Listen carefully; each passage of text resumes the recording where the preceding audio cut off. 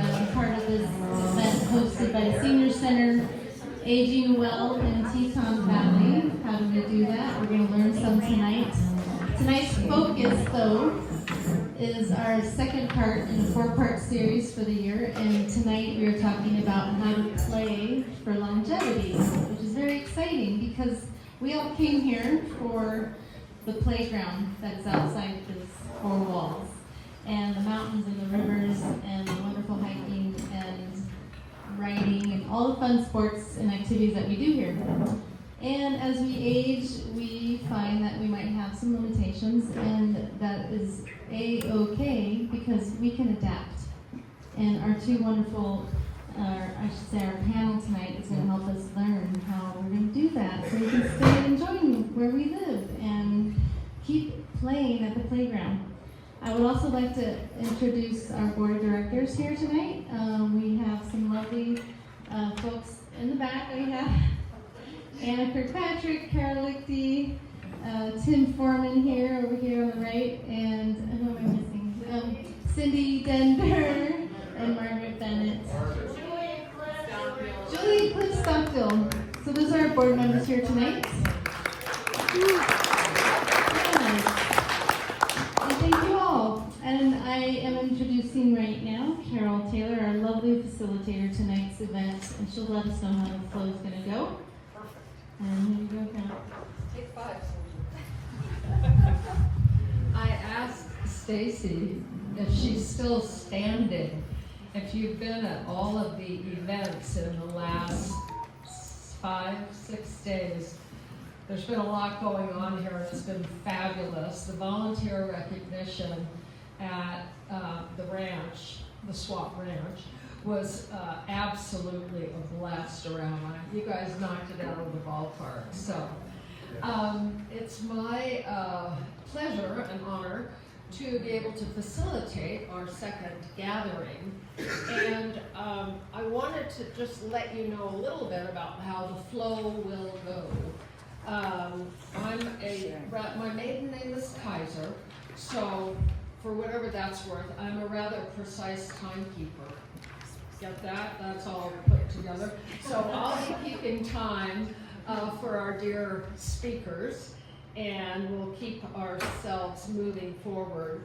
We're going to start with Sarah in just a moment, and then we're going to have a little bit of a stretch, just stand up, stretch, move around. And then Melanie is here as an occupational therapist.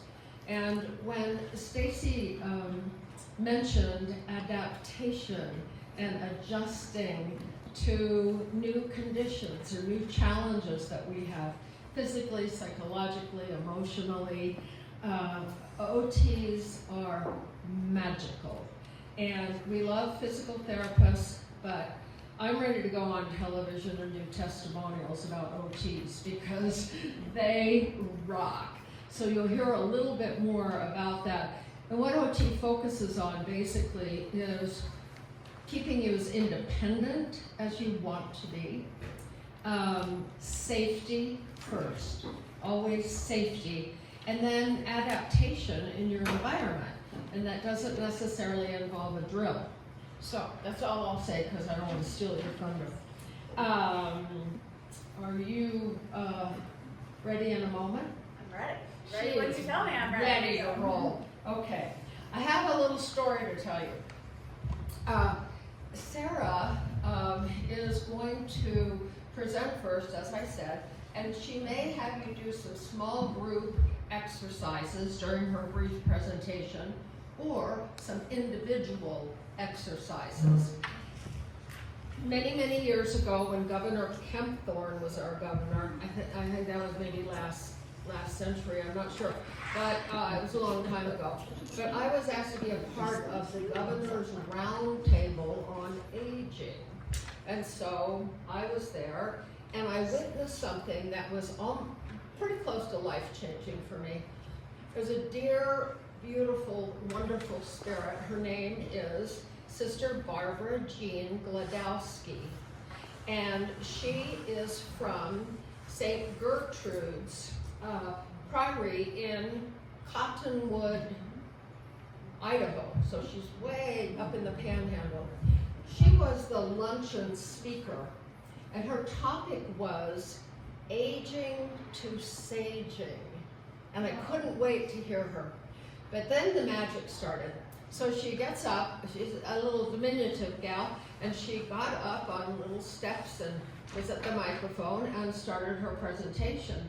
Then she broke us into small groups, and I thought, how on earth is she going to get us back together again? So she taught me this, and I've used it ever since, and it's brilliant. And some of you that are teachers may know of this trick. So she said, she broke us into little groups. She said, now when it's time for you to wrap up and focus on the front of the room again, she didn't say me because she's a nun with humility. But she said, this is what I will do. I will raise my hand, and then you will raise your hand, and when all the hands are up, we'll continue as one body. I just thought that was the most clever thing in the world, and I thought, well, it works for her because she's a nun. Jeez. I don't think it's going to work for me. But I've tried it many times, and I've added a couple things to it. As your arm goes up, so does your jaw close. So we stopped talking, and we refocused to the front of the room. So you can use that or nod to me, and I'll do it, whatever you need. Thanks so much. Sarah is the executive director of our Teton Valley Mental Health Coalition and works magic with all the therapists here in the community, more than you realize. But the website's great, and she's going to talk a little bit about longevity and wellness, mental health wellness.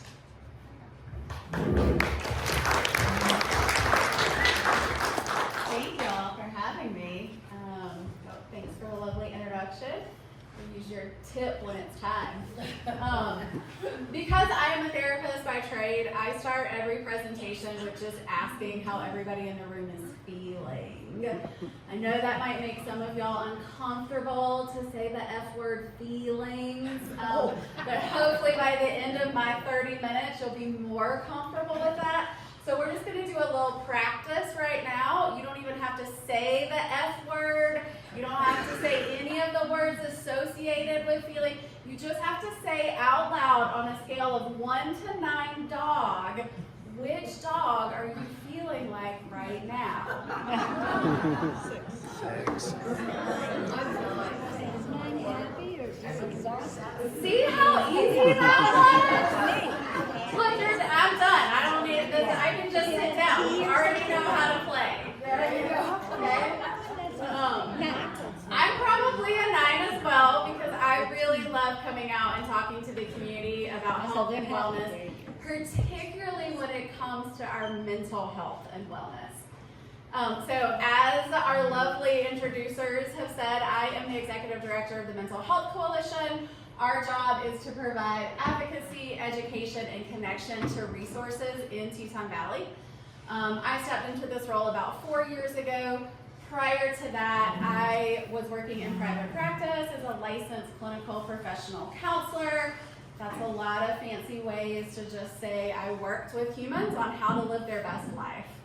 I got to Teton Valley about, 15 years ago?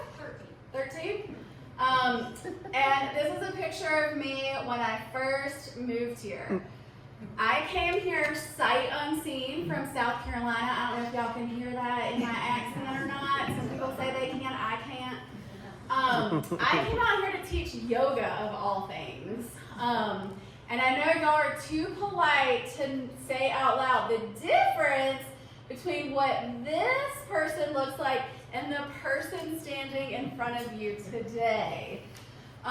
Through a series of medical things and injuries, I've had lots of surgeries, so I have not been as active in my young 42 years of age as I originally thought that I was going to be when I moved to Teton Valley.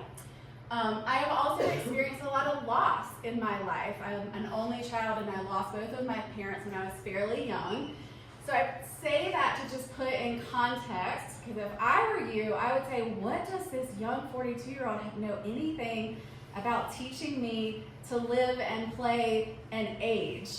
So I am not recommending anything tonight that I haven't practiced and done myself or that I don't try to do regularly.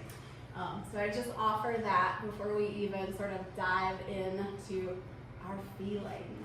So I'm going to give you some context about why they even invited me, why it's important for us to talk about mental health as it relates to aging and play. We're going to talk about the stages of change, give you some tools, and we might, yes, even practice a little bit in small groups. I promise it won't be painful. And if you have questions along the way, there's some spots where I'll pause, but please feel free to interrupt me. There is so much wisdom in this room. You can argue with me, you can tell me that I'm wrong, you can add your opinion and perspective. I really welcome that. I don't want to be boring and put you to sleep.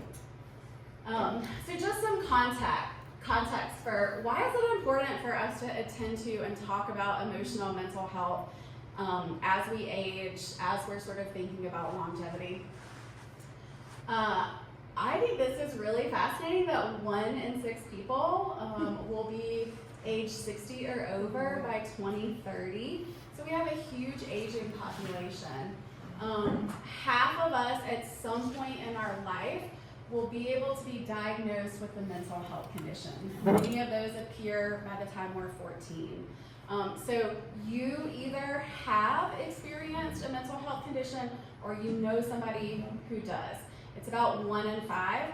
I have not done a head count, but if we just counted off by 5 and raised our hands, there's enough people in this room that 1 in 5 people, right, is affected by mental health. This is really interesting to me as an Idaho and Teton Valley.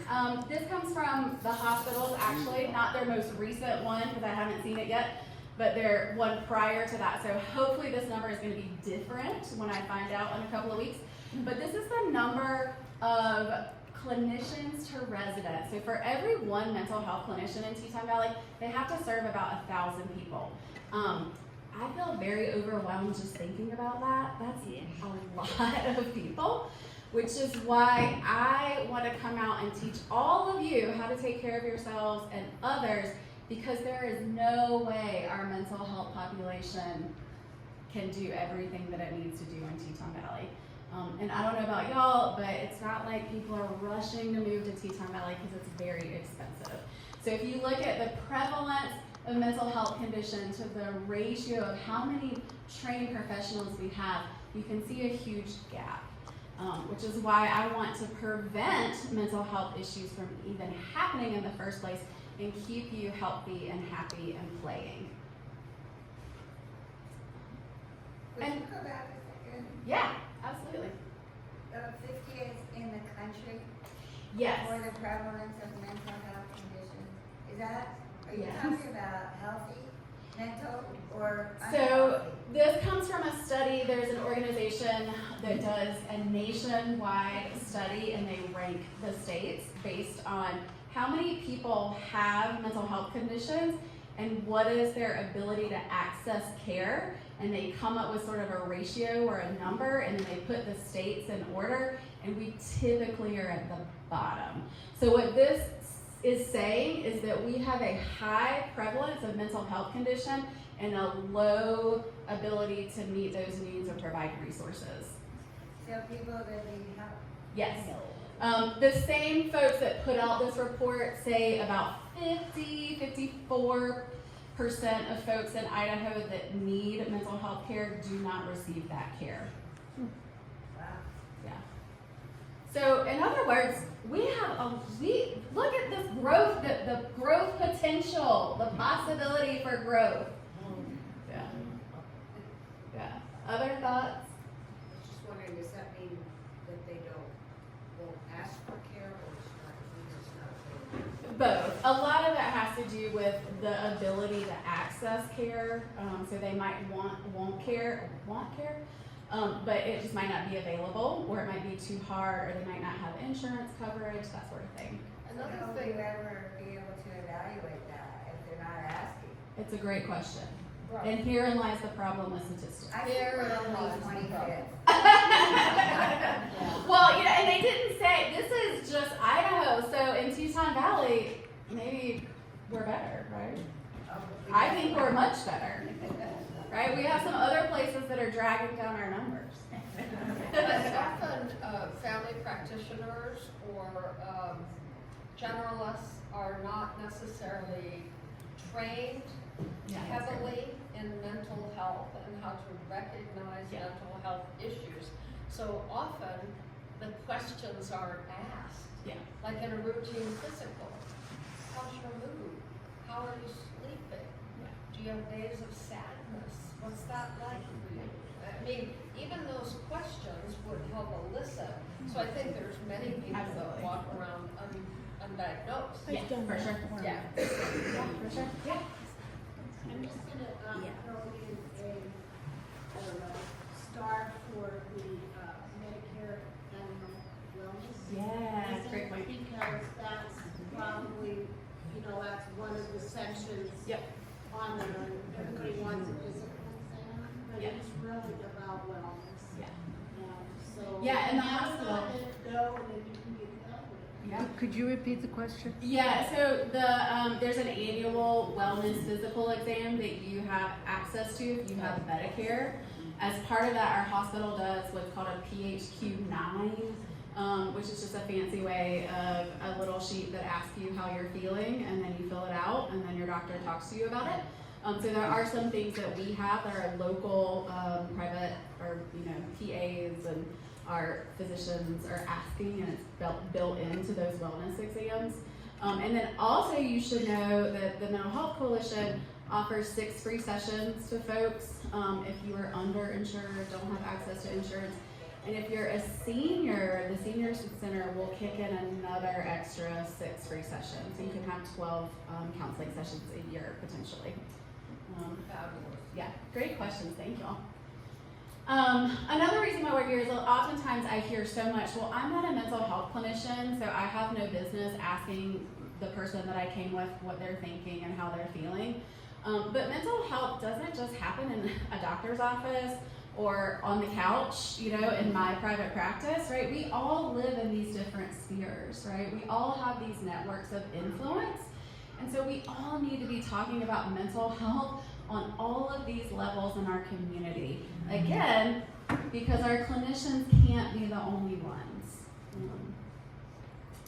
So you guys, I didn't even have to stop to ask you, what do you want to know? You just did it yourselves. Thank you. But is there anything else that's coming up for you as we sort of looked at those statistics?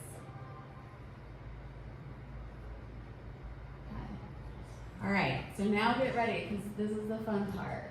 Can I say one quick Yeah. thing? I think it is of note that we are the 6th highest Oh yeah. in the country for suicides. Yeah. And people will say, well, I don't know why that is, because there's not a lot of drugs and alcohol. Well, there's some, but the whole aspect of suicide, the mystery of it is, often people are not asked, are you thinking of harming yourself? And we can ask that of Absolutely, friends. please. Ask. The other thing is suicide happens in many different ways at many different times. But one of the foremost authorities in the country, Dr. Thomas Joyner, believes that suicide isn't a quick response to being turned down for the prom date or something like that. But there's other aspects that are at play. And CDC actually provides what's called a forensic autopsy, a psychological autopsy, after the person passes, and they look at all these different criteria.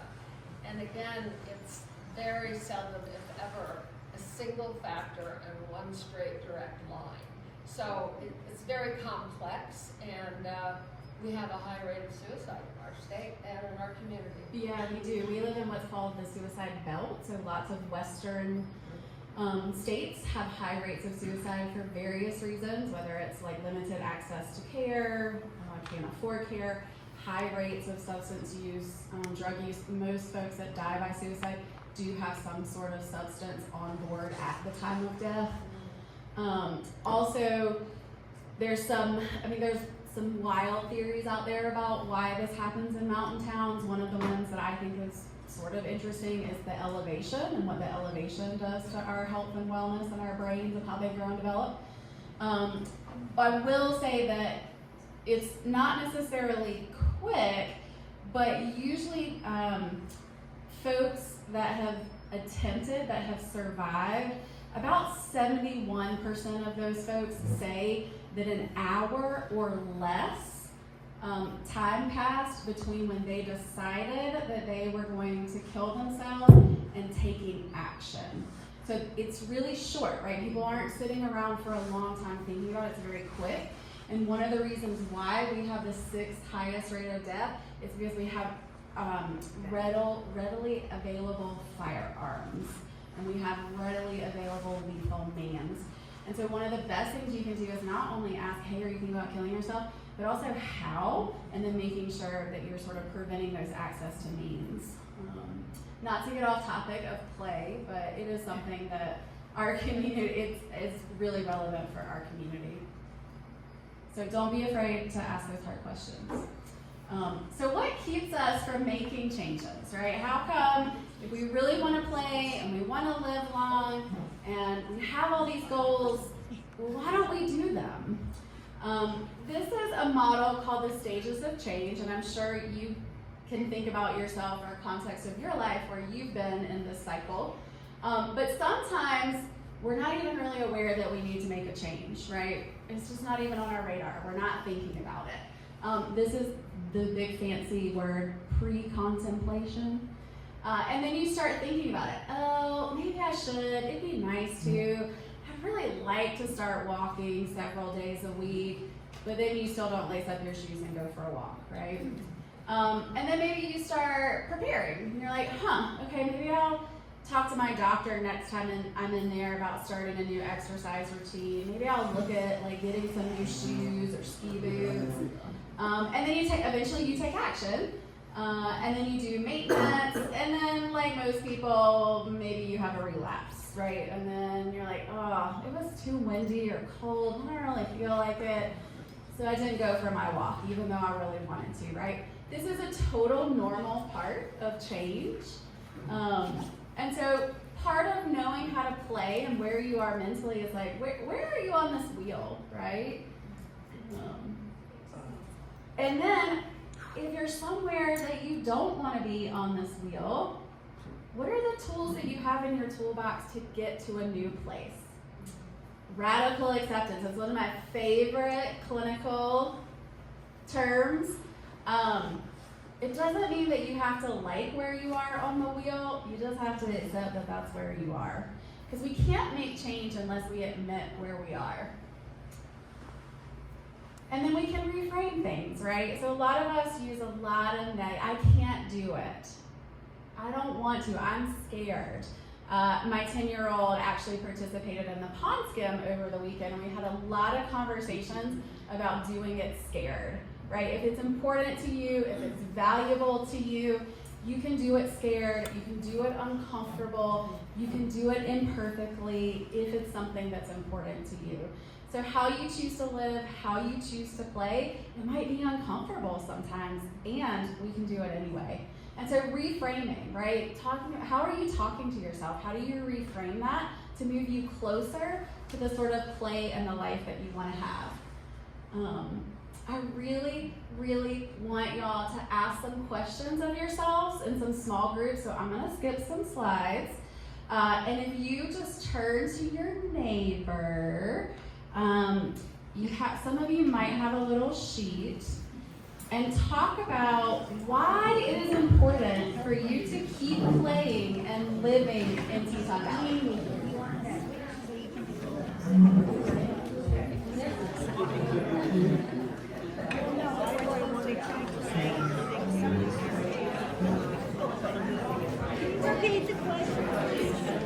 Why is it important for you to keep living and playing in Teton Teton Valley. It's if you have a sheet, I know, I did like, that's magic. I'm like, look what I can make people do. Does anybody want to share with the large group why it's important for you to live and play in Teton Valley? Because it's beautiful. Yeah, it's beautiful. Ski. Because that's why you moved here. Sense of community in the school. Yeah, sense of community. Yeah. We were just talking, I saw a really interesting post the other day that said discomfort is the price that we pay for community. And I think that COVID sort of derailed us in a lot of ways. We got used to being in our pajamas and being really comfortable. And to have community and to play and to live these vibrant lives, we have to be uncomfortable, right? Like I have to actually put on real pants, and I don't really like that all the time, right? And I might have to readjust what I'm doing, right? Because this girl and what she and her body was capable of is not the same as what this girl is, right? And there's a gap there that's really uncomfortable and sometimes sad. And so we have to accept that gap sometimes and then ask ourselves again, well, what can I do, right? So I might not be able to stand on my head and tie myself in a pretzel like I could when I moved here and I was teaching yoga, but I can still touch my toes, right?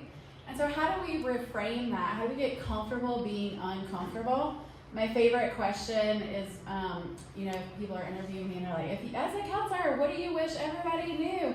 And I'm always like, that it's okay to be uncomfortable. Nobody died of being uncomfortable, right? It's okay to be uncomfortable because on the other side of discomfort is authenticity, is joy, is connection, is play, but it's hard sometimes. Other things that get in the way. This is who I'm going to be when I grow up. I'm going to magically turn into a 6 foot tall ex-model who lives in New York and gets invited to glamorous parties. Yeah. Well, I don't want to wreck that whole flow there. Yeah. Go ahead. Well, I was gonna say, I think the normalcy of being an athlete, like a real athlete, in our later years, the normalcy of that here, I think is really nice. I think a lot of places you're kind of weird if you're older and you're a serious athlete, you don't have the support, but here it's like, oh yeah, this is what we do. You know, you always have people. It is. And is it a double-edged sword? Because then when you can no longer do those things, then does it make you sad and uncomfortable and you miss all the ways that you can continue to be active and you compare yourself to something that you're clearly never going to be. These two things are not the same. And that's okay, right? I can be something different, right? But I do think that there is something that's really beautiful about how play and activity is normalized in Teton Valley, but I don't want to miss the opposite side of that coin and how it does affect us as we get older or even injured. Faith can speak a little bit better to this. Faith's in the back, she works with me. But we get a lot of calls from young people who have experienced injuries and then have mental health issues because they can't do the things that they want to do, that they used to could do, and they are sort of losing their minds. So we kind of have to practice, what does new normal look like, right? How do I not only not compare myself to these sort of Instagram versions of life, but also how do I not compare myself to my old self, right? How do I just accept who I am now in this moment? And we also have a bias, right? We only hear about people who do great things, right? This is one of my favorite heroes. Actually, like, I kind of want to be her when I grow up. She was like 65, 67 when she solo through hiked like the Appalachian Trail in like Chuck Taylor's with no backpack, and she had never hiked before in her life. Pretty amazing, right? If you haven't read her book, highly recommend. There's a great book about her. Her name is Grandma Gatewood. But like this is what we hear about, right? We don't hear about my 95-year-old grandmother who couldn't wait to move to assisted living and does a puzzle every day because she loves puzzles and has had this crossword dictionary for as long as I've been alive because she does a crossword puzzle every day, she gets her hair done every week, she has visitors, like she lives a full life, but nobody is writing a book, you know, they're writing a book about her. She's on social, my Nana is not on social media, right? And so sometimes we have these biases about what does it mean to live, what does it mean to have a full life, what does it mean to play? And if you ask my Nana, she is the happiest she has ever been at 95 living in assisted living because she gets to do the things that she loves to do. And as she says, somebody cooks and cleans for me every day, Sarah. And she has a phone that is a special phone that she can use that helps her hear so that all of her 30 grandchildren can call her. Okay. Anything else that's coming up for y'all in the 5 minutes that I have left? I'm pushing it to 6. 6 minutes? Ooh, I earned a minute from Carol. I gave you a prize for 60 seconds. Any questions, thoughts? Where is Nana? South Carolina, in the Presbyterian home. For as long as I remembered, Nana couldn't wait to go to the Presbyterian home. She had 6 children, a gazillion grandchildren, and she was just, I'm done and I can't wait until I can pack it up and go and do my puzzles and my crossword and not have to cook and clean. And they talked about it a lot, right? So my grandfather was a doctor in town, and so we're very, very practical people. We traveled a lot as a family, and I'll never forget, I was probably 9 or 10, we were all flying somewhere as a family, and there was one family member that wasn't gonna go, and he just goes, well, if the plane goes down, you know where everything is. And I was like, but I appreciate that practicality, right? The planning, the thought of like, how are we living? How am I dying? Am I thinking about this? Am I having conversations with my family about it? They also went, since he was a doctor and he was like one of the only physicians in my tiny little town, he often had patients that would go to the assisted living and they would go visit them. And so they just had exposure to like, what does it look like to age? How do we want to age? How do we talk to our family about it all the time? And so I just grew up having those conversations and thinking it was totally normal to like over dinner talk about your will and your end of life plans. But if you're not doing that, these aren't scary conversations. They might be a little uncomfortable. But it's important that we talk about how do we want to live? What's important to us? Yeah. What do we want to do? How are we being Nana? That was probably longer than 6 minutes. Thank y'all. Oh yes. I always forget this part, and I also forget to take pictures. You can call or text us, you can send us an email, you can walk on over. We are upstairs in the Fremont building, the building that's in the what I call the Rise parking lot, the tan and green trim building. We're in suite 206. Please reach out if you have questions. We love connecting with people, and as you can tell, I will talk to anybody all the time. So come on down. Thanks so much.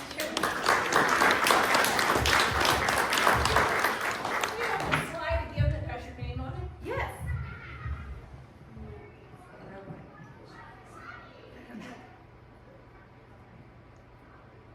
There we go. Thank you. You're welcome. Take 5 minutes, no more, please, and stand up, stretch.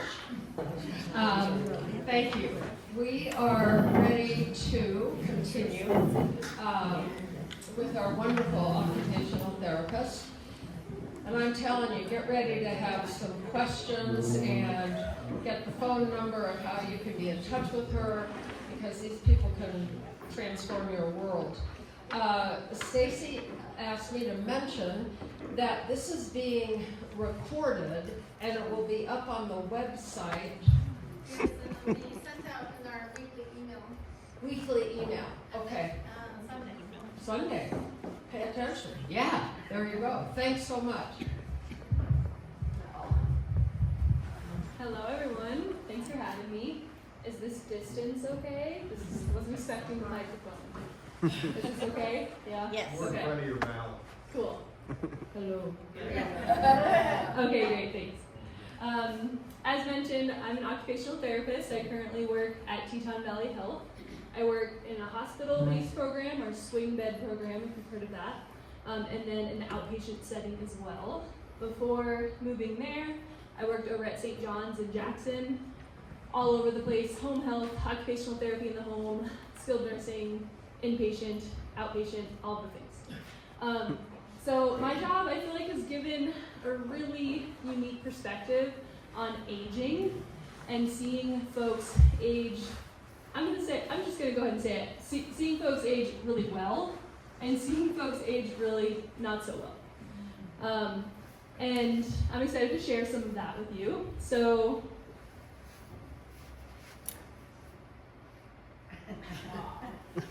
I may be a wizard, but not with this. I want to push the button from you, Margaret. Thanks. Yeah, there we go. Okay, so everything I'm going to share in this PowerPoint really doesn't matter without this slide. And a lot of this kind of relates to some of the stuff that Sarah talked about too. But one of the biggest things that I recognized with working with older adults is the differences people have towards adapting. And it is like the spectrum, y'all, it's so huge. One of the things I do right now is I go into people's homes that are in the swing bed program and I give recommendations. Here are some ways, you could change your home if you want to, if you're planning on aging here and you want to live here as long as you can. Here's a couple things you can do. Oh my gosh, the reaction is like, wow, thanks so much. This place is heaven to me. Anything you say, is helpful for me. Thanks so much. To, who the hell do you think you are? Coming in my house, you don't even know me. Why are you telling me this? And yes, I know, as Sarah mentioned, I'm a young, able-bodied human, and I also have some things to share. So just like you have things that you can teach me, there's others that have things that they could teach you, even though I don't know what it's like to be you. I'm not in your shoes. I'm 33. I'm doing pretty well. But yeah, I don't know what it's like to be you, but here are some things that I've learned from working with older adults. This little quote right here is along the lines of something somebody actually said. Like, if I can't run, I'll walk. If I can't walk, I'll walk along. If I can't use a walker, I'll be the best wheelchair user you've ever seen. And I thought that really captured the adaptability mindset. We get really attached to our identities. I am a musician, I am a skier, and that is what I'll always be. But it's not always the case. And I'm not gonna stand here and say, maybe you can't ski anymore, but there's other things that are just as good. No, they're not gonna be the same, but there are other things that can bring you happiness. There are other things that can bring you joy, and there are other things that you might be able to, take home and love and think, wow, this is a life worth living because I get to do these things. So I'll use skiing because we're in Teton Valley, but for some people, they might love skiing because they're in the wilderness, they're backcountry skiers and they like the solitude. They might love it because they like the chit chat on the chairlift. They might love it because they like getting beers with their friends after. There's a wide variety of reasons, but maybe with the adaptability mindset, if skiing downhill isn't something that you feel like you should be doing anymore, or you can't physically do anymore, maybe we can look at what are some things about that thing that you liked, and what are some other things we could find that will give you that joy. Will it be the same? No. Will it be joyful? Maybe, if you let it be. So there's my little 2 on that. Okay, next. So we all want quick fixes and answers to all of our problems. So what if I told you that there is a drug that will improve your sleep quality, reduce feelings of anxiety, reduce risk of developing dementia, lower risk of heart disease, stroke, type 2 diabetes, lower risk of 8 different cancers, reduce likelihood of unhealthy weight gain, drastically improve your odds of independent living as you age, improve your bone health, and will improve your balance and coordination and reduce your risk of falls. And this is all irrefutable evidence. Would you take this drug? No. That's fine. I'll be taking the drug and I'll be living my best life, putting my pants on by myself when I'm 95. That's what I'd like to do. So the thing that I'm talking about that can do all of these things for you is physical activity. And I know it's easy to say physical activity will do all these things for you. And most of y'all probably know that. You know, this isn't like, wow, I had no idea physical activity was good for you. But it can be really hard to change what that physical activity is.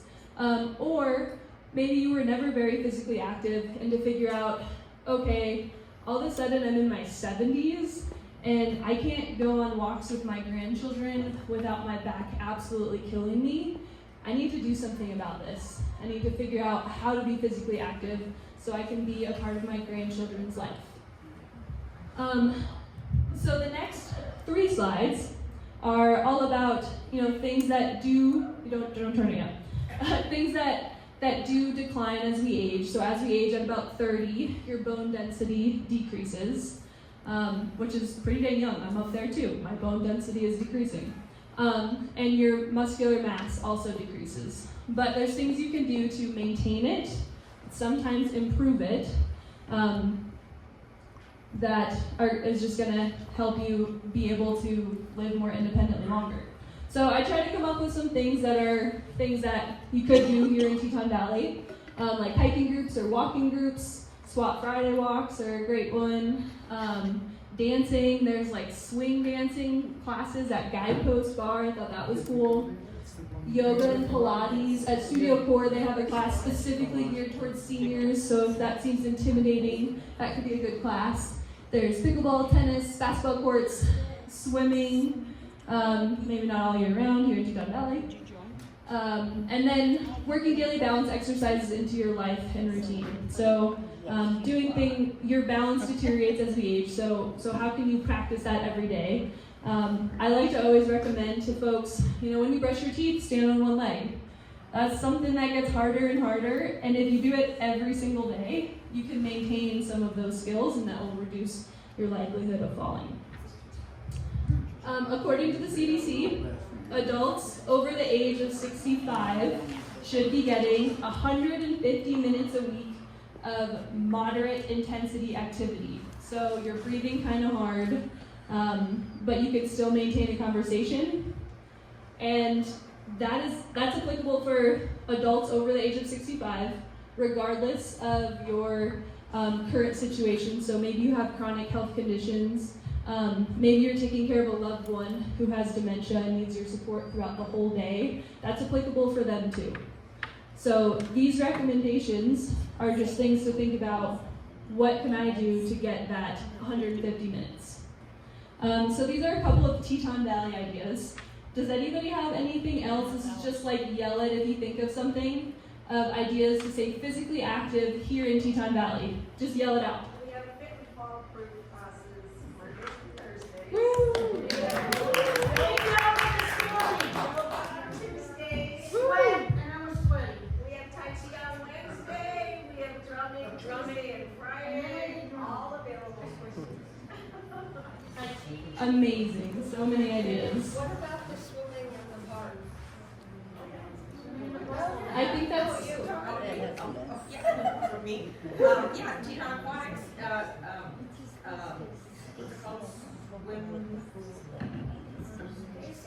There's a water aerobics class, I think. Stacy will have a summer senior aquatics class at the school of the archery center. Yeah. Nice. Foster a dog. Ooh, that's a good idea, yeah. In the slide coming up, I talk about volunteering, but that could be a double win. Well, Instead of drive. Yeah. Nice. Walk instead of drive. Okay, I'm gonna go to the next one.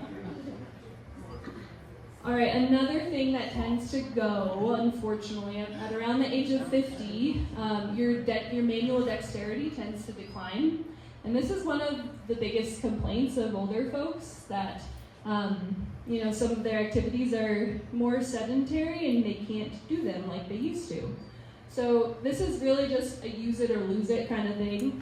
As an occupational therapist, we have Theraputty, and we can give you really specific exercises to get every muscle in your fingers, which there are so many muscles in your fingers and hands. But those are really hard to do because they're honestly pretty boring. So what's even better than just exercises for your hands is finding something that you enjoy that uses your manual dexterity. So here's a couple ideas. Learning an instrument, arts and crafts, puzzles, maybe with a friend, model building, cars and Legos, macrame or knot tying. My grandfather was in the Navy and he did lots of macrame. Working with clay, origami. You could give people little presents instead of money. Origami, I thought that was cool. Maybe I'll do that soon. Card games or game nights, fishing, like fly fishing, all the knot tying that you need to do with that. But just because it starts getting harder doesn't mean, okay, I can't do this anymore. Because as soon as you say, oh, I can't do this anymore, it's just going to get worse and worse and worse. So, maybe you were an excellent sewer and you were great with a little needle and thread, and it's time to switch to macrame, but keep using those same skills. Don't just stop because it's hard. Yeah. One thing that I want to mention is occupational therapists are, again, magical and masterful at adaptation. So, for example, if you can't hold your phone the way you used to be able to because of arthritis, don't stop using the phone. Call an OT and they can generally help with adaptation.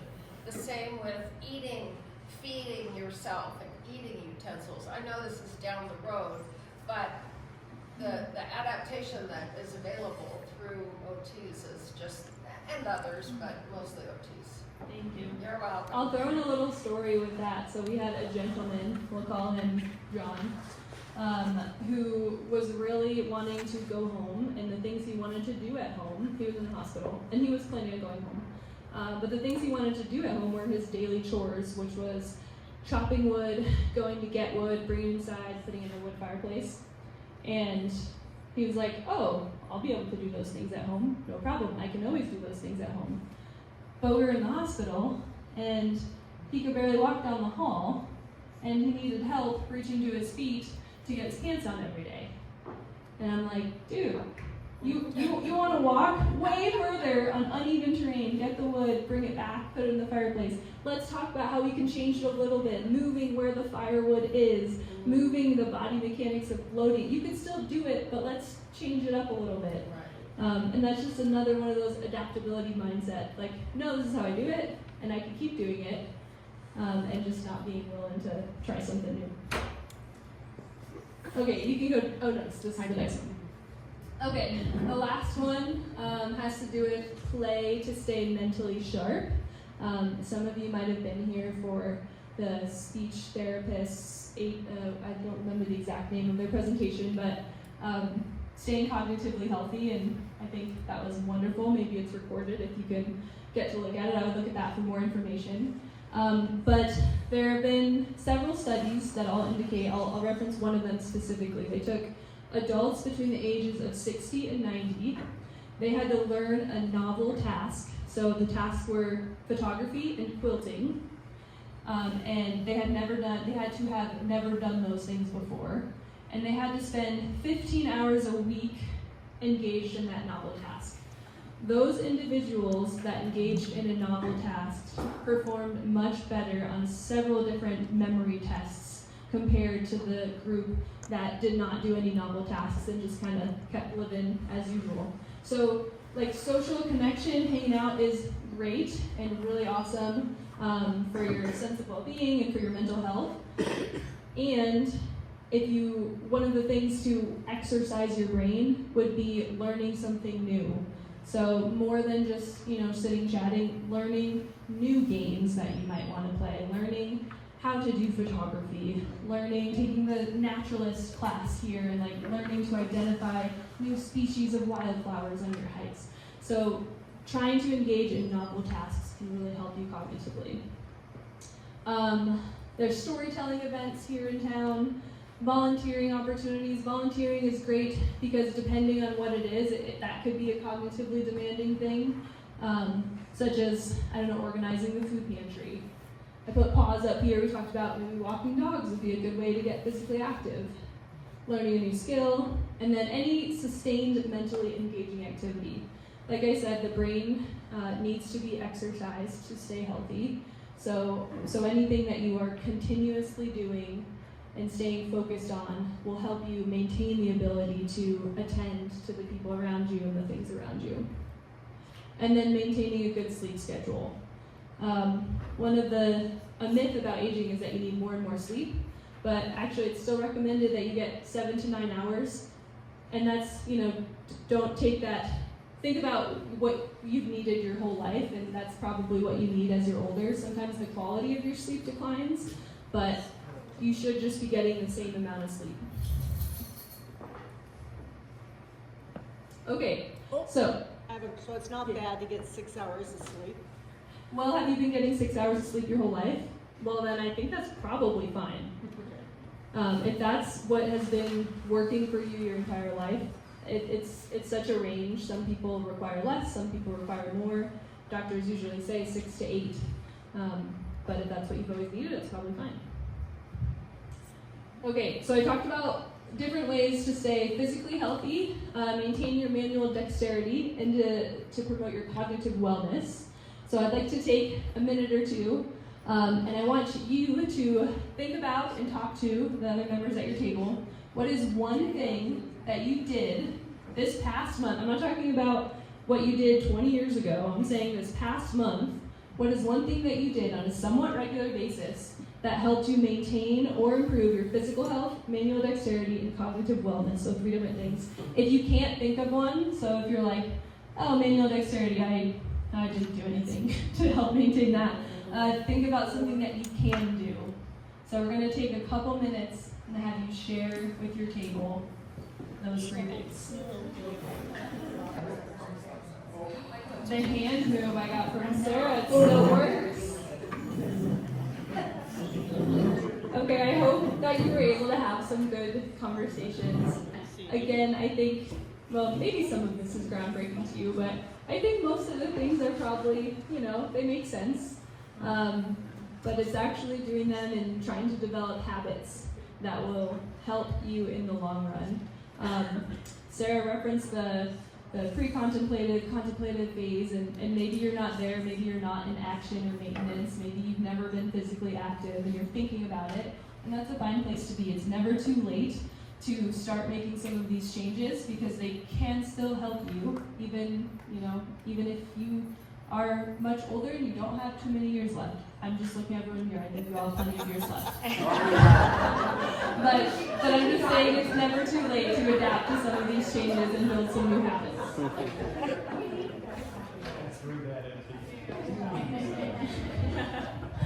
Okay, the next couple, so I wanted to really focus on play for the majority of this presentation. The next couple of slides have to do with kind of looking at yourself and your friends and recognizing, maybe they're playing really hard, but you're a little bit worried about them. So things that, signs to look for, to maybe ask for help, to talk to your doctor about.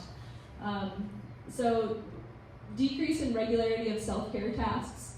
So this is a big one. As folks age, maybe showering becomes exhausting. And instead of doing it 5 days a week like you used to, you start doing it 2 days a week. And if that is you or someone you know, that's a good time to think, ooh, if it's already declined to this, think what it's going to be in a couple of years. So let's stop here and figure out how can we get physically active, how can I build my endurance so showering is not a hard thing to do.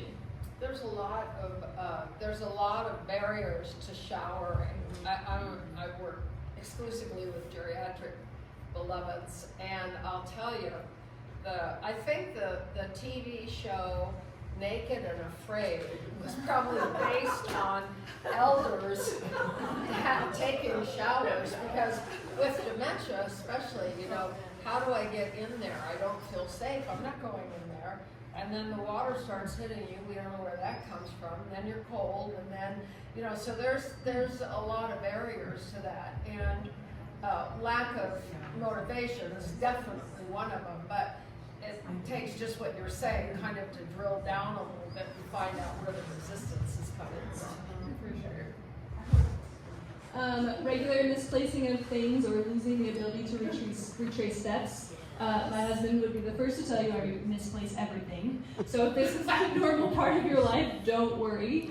But if you're starting to misplace things all the time and you never did before, then it's time to think, okay, this isn't normal, I should talk to someone. Retracing steps, if you are very physically active, you're a big hiker, you go up Moose Creek every Monday, Moose Creek Mondays, and you go out and you go back. It's a pretty straightforward hike. But there's a weird little turn that goes north towards Taylor Mountain, and if one day your friend who's hiked Moose Creek every Monday for the last 5 years decides to take a left, that's really concerning. That's a familiar environment that they were in, that they did something that was not part of their personality, part of their identity. They're very comfortable in the woods and they made a wrong turn. So things like that are out of character, out of personality, talk to a doctor about, talk to your friend about getting help. Difficulty planning or solving problems, getting lost in a familiar environment, general changes in mood and personality, depression and loneliness. So aging does not mean you will be depressed or you will be lonely. Those things are not exclusive, those things don't go together. And I think sometimes I hear older adults talking about someone like, oh, well, yeah, like this person died and that person died, and oh my gosh, I can only imagine like just dealing with so much loss of people, abilities.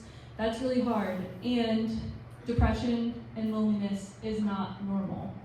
So if that's you or a friend, that's something to ask for help about and figure out what's going on and how can I still have joy and meaning in my life.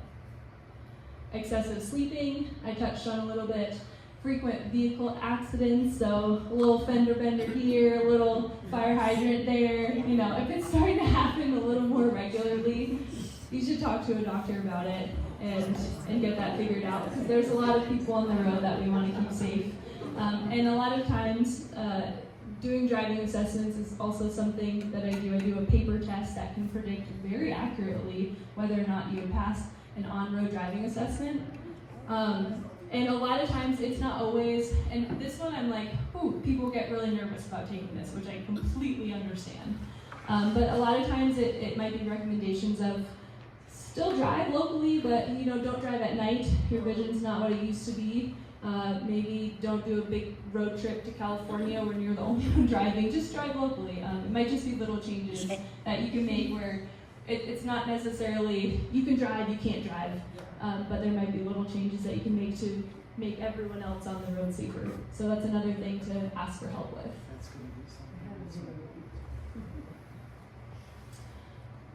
So according to the NIH, 75% of Americans would like to stay in their home as long as possible.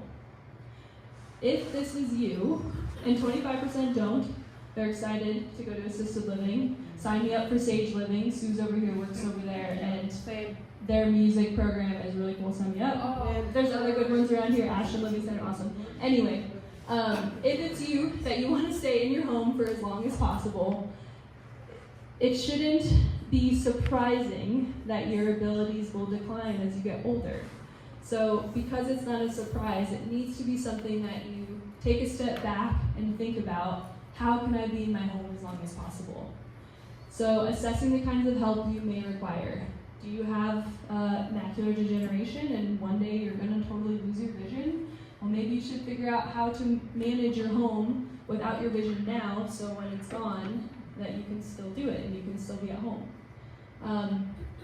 completing a home safety assessment. That's something I do as an OT, but there's also, if you're like, ooh, no way am I going to see that girl. There's also lots of online resources where you can kind of do a little home one yourself. And if you set aside half of the day, and maybe that's a long time, but a half of a day to go through it with a checklist, that could really help you out too. Prioritize your health and nutrition, plan ahead for transportation and social connection. Transportation's pretty hard in Teton Valley, and I think my biggest suggestion around that is make sure you're building your community really, really big. Because all of these things, you're gonna have things that are hard that you need help with, and if you can build a community, you are likely to have a lot of joy to be able to help others out, and you might need help at some point. So that's a big one. You mentioned sage living. We have such an elderly population here. It's too bad there is no facility on our side. I agree. Yeah. Yeah, it's really sad that there hasn't been an assisted living or skilled nursing facility that's kind of made it here. I would love to say that there's an answer for that, but as far as I know, there's nothing in the works right now that's going to happen. I think your closest ones are Sage Living, Ashton Living Center, and then Homestead in Rexburg. Is that accurate? Yeah.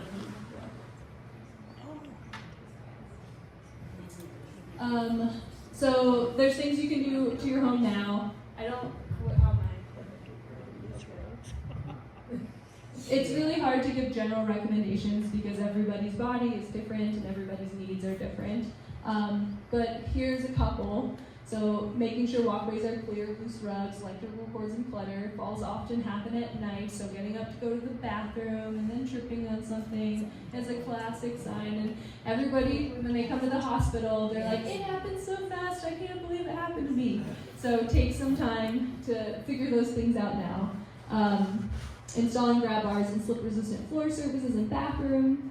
Ensuring ample and easily accessible lighting. Ensure there's a sturdy handrail by all steps. There are some sketchy steps in this town.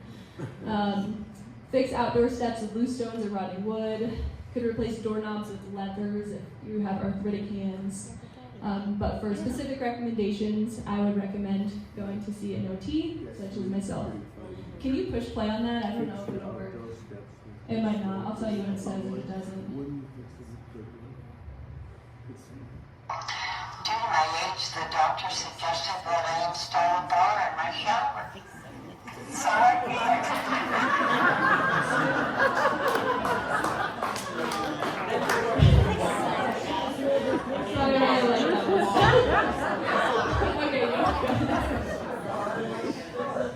If you missed it, it said, due to my age, my doctor suggested I put a bar in my shower. And then it said, so I did, and she's pouring drinks. I thought that was really cute. I'm glad you guys like it too. But the moral of my presentation, I hope, is keep talking about the things you love and like to do.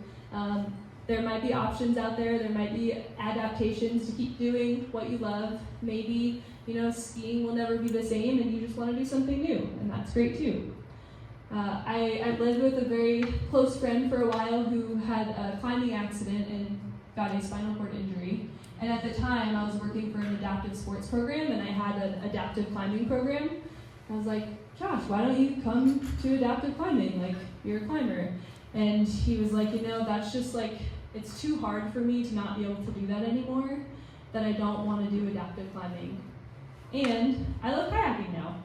And so, maybe you want to find ways to do things you used to love, or maybe you want to just try new things and let those things be a part of your life that isn't a part of your life anymore.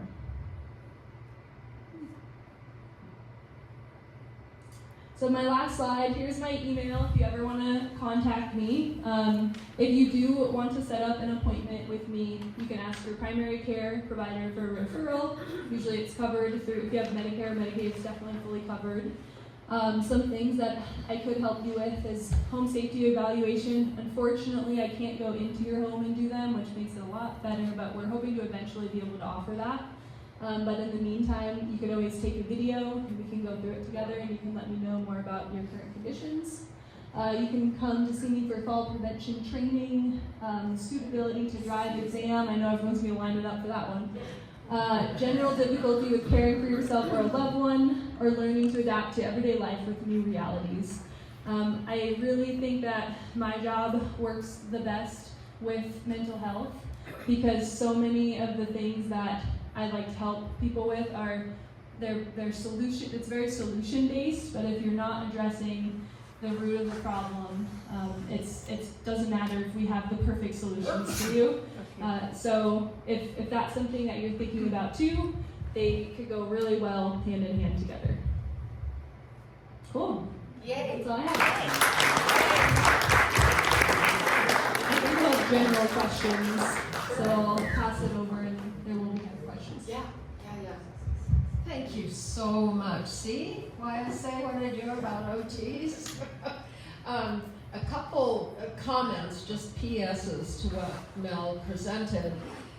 I know that I've seen those online checklists for home safety evals, but one of the things that you would miss out on is an OT helping with placement of grab bars. I've been in homes where grab bars are placed in very strange positions. So somebody has to lean forward to get the grab bar, and sort of defeats the purpose. And I had someone who said, I can do my own grab bars because we're gonna just get the suction cup ones for the shower. So, I know, that didn't happen. But, so I would really encourage letting Medicare pick up the tab. All you need is a order from your primary care provider, but they're fascinating to sit through these home safety evals, and OTs just see the world differently than we do. It's fabulous. We are circling back around to our first session here together. Some of you I recognize as being at that session, and one of the things that we did talk about was isolation and loneliness. And some of the things that we've addressed today are ways that you can consider moving more into community perhaps, or engagement, or volunteer work.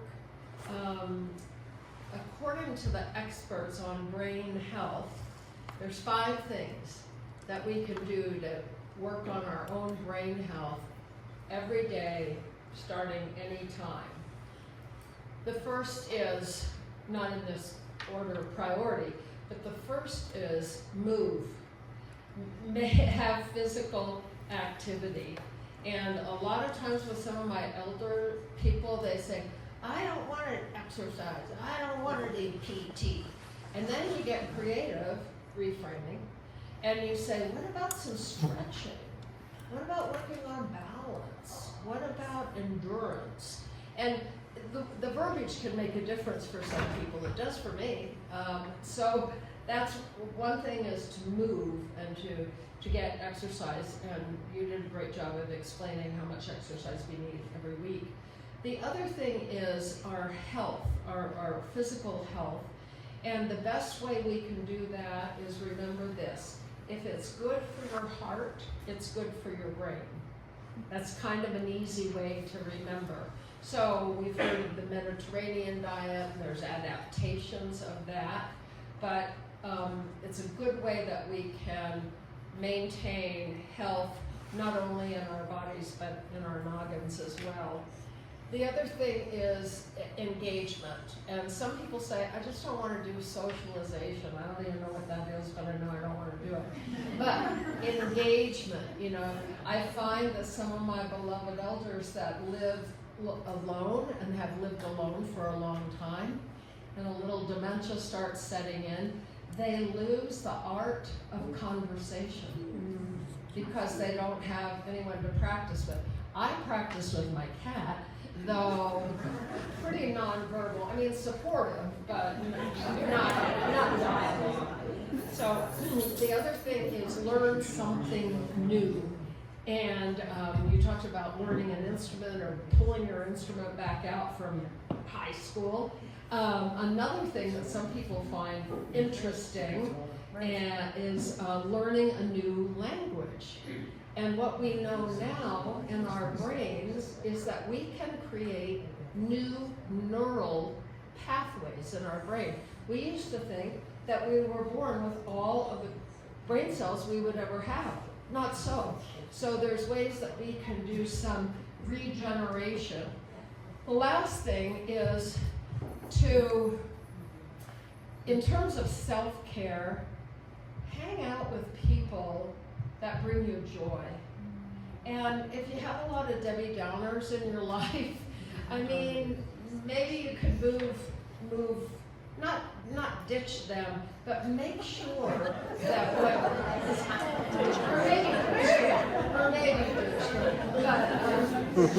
surround yourself with people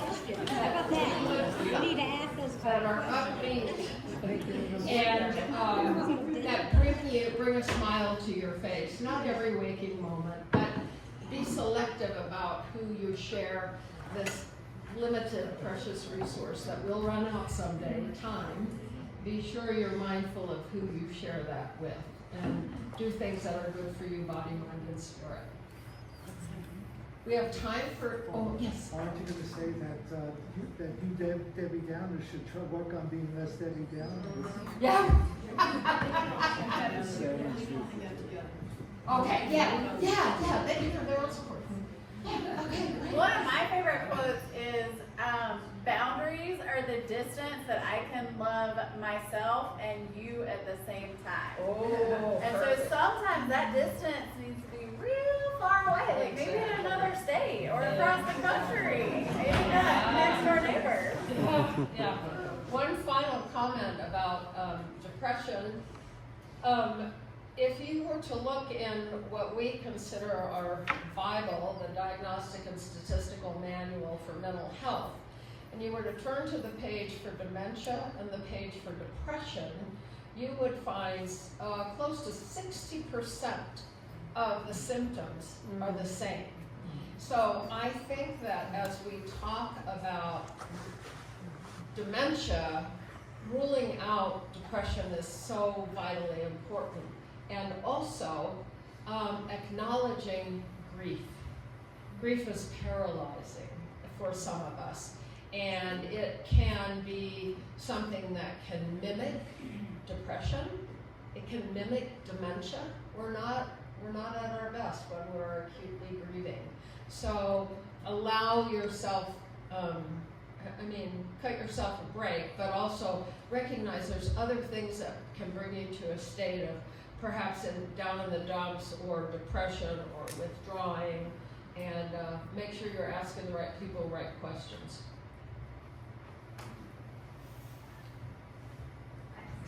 Oh, yeah, got it. Yeah, okay. We are going to, do you want to make a comment, Tyra? I love that. Okay. Please introduce yourself. All right. Afternoon, everyone. I'm Tyrell Arnold. I'm with the Area Agency on Aging out of Idaho Falls. And I don't have a nice presentation. Lee did such awesome jobs. I just wanted to share some of the services and things we provide. But one of the things I've been thinking about here tonight was, one of the things that I find so important in my life, and I know a lot of other people find important, and theirs is humor. And sometimes it can be hard to find humor in life when we're not able to do the things that we've always been able to do, or we're experiencing grief, or just a loss of function and things that we once could do or wish we could do now. And so I try to,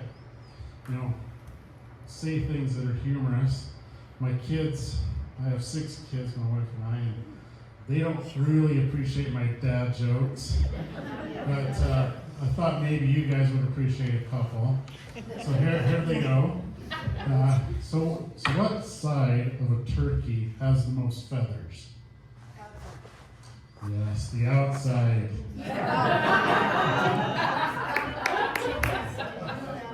So as I was driving over here today from Idaho Falls, passed a lot of cows, so it reminded me, why do cows wear bells? Because their horns don't work. All right, I'll stop. I'm sure those cows are out standing in their field. So as the Area Agency on Aging, we have the opportunity to work with a lot of the senior centers. We work in the 9 northeastern counties here in Idaho, and we just really love being able to work with SWAT. They're probably our favorite, don't tell the others. But, they do such an amazing job. And so, as an Area Agency on Aging, we have a variety of roles that we play, and I thought I'd just break it down into 4 main categories. First is we help promote independence and dignity. So we talked a lot about that today. And so one of the big things a lot of people, as we've heard, want to age in place. Of course, not everybody wants that, and everybody has their own unique situation. So some of the services we provide is things like homemaker services, respite services, through like SWAT, home delivered meals, things like that to help people remain in place.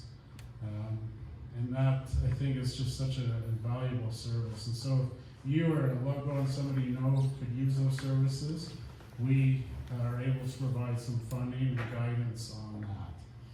One of the things, before I forget, I'll just mention, we may have grabbed one of these already. We have on the back table there just information about who we are, what we do, and there's I think our business card, a pen, a notepad, a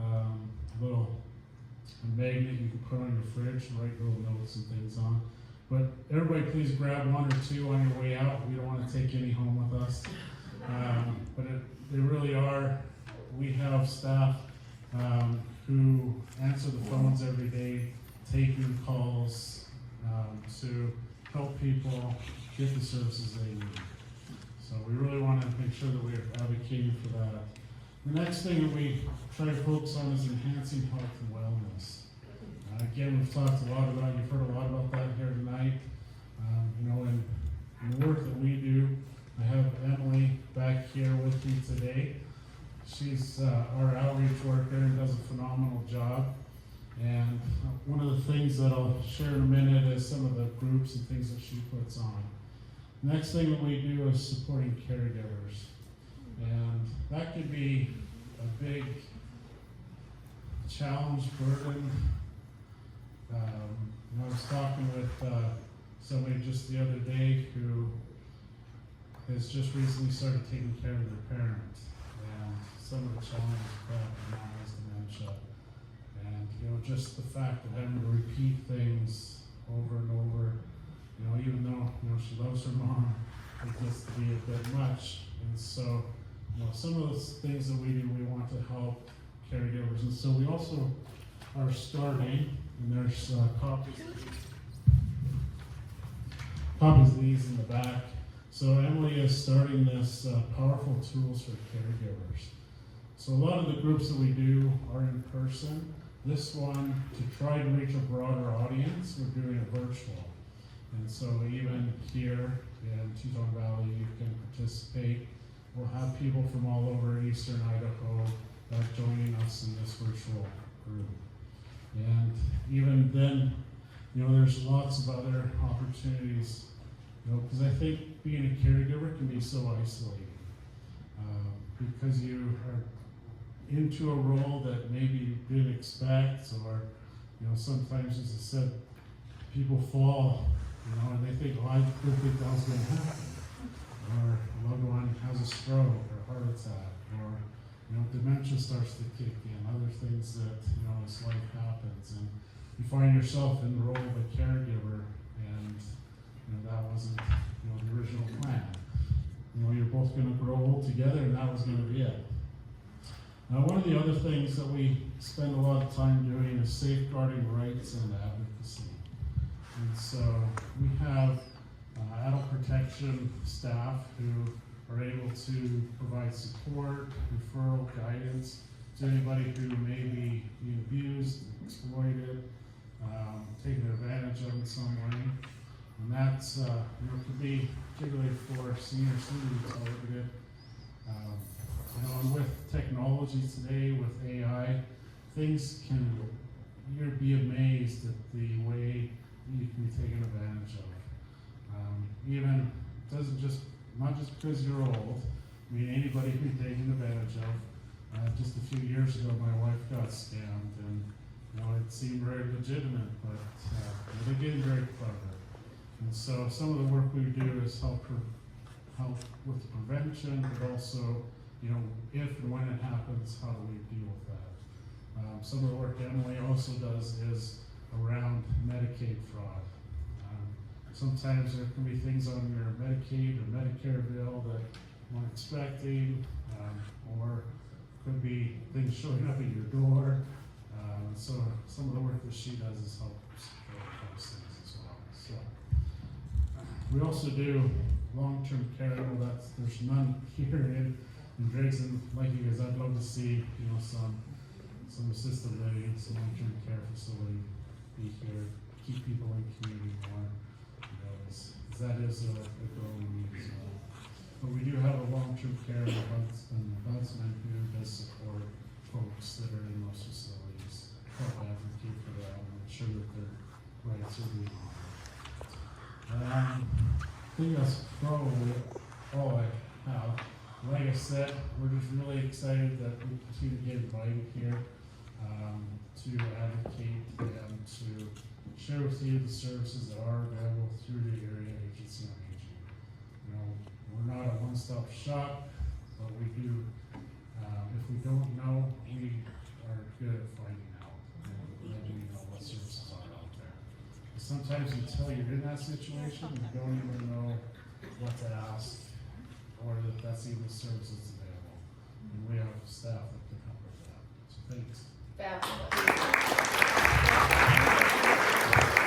you so much for coming again, and we figure just 4 times a year. You're halfway through, Did you want to wrap up, Caroline? Sure, yeah. Thank all of you, Carol and Tyrell and Sarah and Mel. Thank you all for coming and sharing this incredible knowledge. It's right here in Teton Valley, so we should take advantage of these services and explore more with them and make them work really hard. But thank you all for like every day. Thank you all for coming. We do have plans for our next series, which will be our 3rd out of 4 for the year in July, and we will announce that date. And the focus will be on nutrition. So how we age well with really good nutrition, and all those resources will be from right here in Teton Valley as well. Thank you all. Thank you. Have a good night.